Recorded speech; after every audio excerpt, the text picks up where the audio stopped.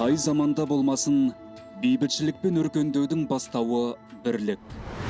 Ынтымағы жарасқан елдің ырысы артады. Ауыз біршілігі бар жұрттың алар асуы көп.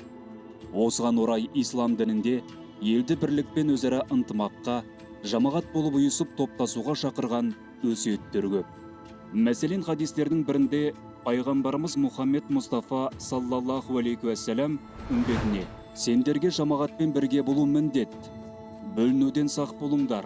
Расында шайтан жалғызбен бірге, ол екеуден алысырақ. Кім-дегім жәннаттың кеңшілігін қаласа, жамағатпен бірге болсын деген. Қазақ жұртының әубастан бағдар қылып алған бағыты ислам, жолы ханафи мәзхабы. Біздің жамағатымыз осы жолдың аясында қалыптасқан.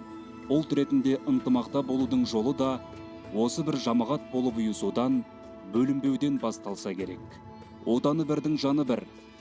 Пайғамбарымыз саллаллаху алейхи уассалам мұсылмандардың бір дене тәрізді екенін, оның бір жер ауырса, басқа мүшелерінің де мазасы кететіні жайында айтқаны белгілі. Мұндай өсиеттердің мәнін терең түсінген халқымыз бірлік пен ынтымақты әрдайым қастер тұтқан. Татулықтың терең мәнін түсінген кемел келешектің кірпіші осылай қаланса керек.